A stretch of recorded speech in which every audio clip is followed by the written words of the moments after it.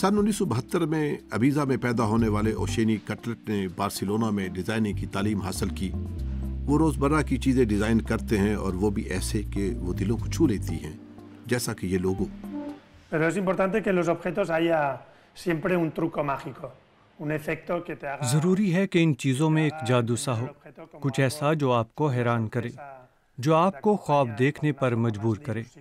आखिरकार हमें सिर्फ एक कुर्सी, मेज़ या एक लैंप की ज़रूरत होती है, लेकिन हम इनके साथ खेलना भी चाहते हैं।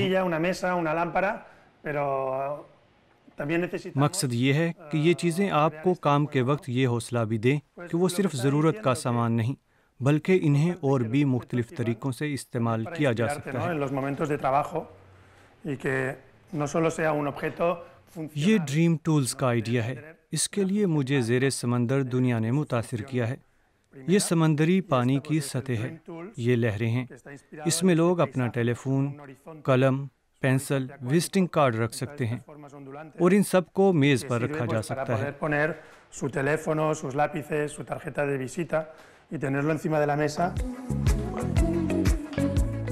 खुद को डिज़ोने डोर कहने वाले कैटलेट सन 2011 से सिर्फ अपने ब्रांड के लिए चीज़ें डिज़ाइन कर रहे हैं।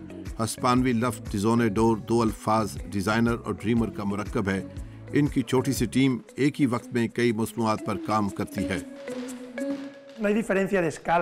ये साइज़ का सवाल नहीं है। एक छोटी सी प्रोडक्ट में भी उतनी ही मेहनत और वक्त लगता है जितना किसी बड़ी प्रोडक्ट में। मसलन प्लास्टिक का ये कांटा, इसे भी उतना ही सोच समझ कर बनाया गया है जितना किसी पुल या किसी इमारत को। किसी भी प्रोडक्ट को मतनव्वो और हमअगीर बनाने का फन कैटलेट ने डिज़ाइनिंग के मैदान के एक माहिर उस्ताद से सीखा है। सन 2000 के शुरू में वो पेरिस चले गए और 10 साल तक मशहूर डिज़ाइनर फिलिप स्टार्क के साथ काम किया। ये शाहकार कुर्सी है, इसे मैंने फिलिप स्टार्क के साथ मिलकर बनाया था।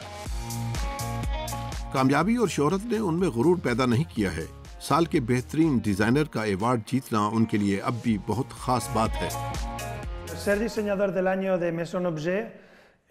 साल का बेहतरीन डिज़ाइनर होना बहुत ही अहम है। सिर्फ मेसों एंड ऑब्जे ही बैनुल अक़वामी तख्लीकी सलाहियतों की नुमाइश के तौर पर ये अवार्ड देता है और आप इसके लिए खुद ही अपने आप को नामजद नहीं कर सकते। वो आपको आपके काम की क्वालिटी की बुनियाद पर मुंतखब करते हैं। अवार्ड जीतने से मुझे ये एहसास होता है कि लोग बड़ी तादाद में मेरे काम को पसंद कर रहे हैं।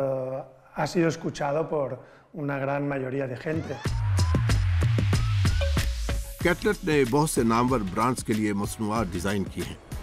दुनिया भर के डिज़ाइनिंग शोज़ में भी उनकी मांग रहती है, जैसा कि मिलान के इस शो में। लेकिन दूसरों को ख्वाब फरोख्त करने वाला ये डिज़ाइनर खुद किस तरह के ख्वाब देखता है?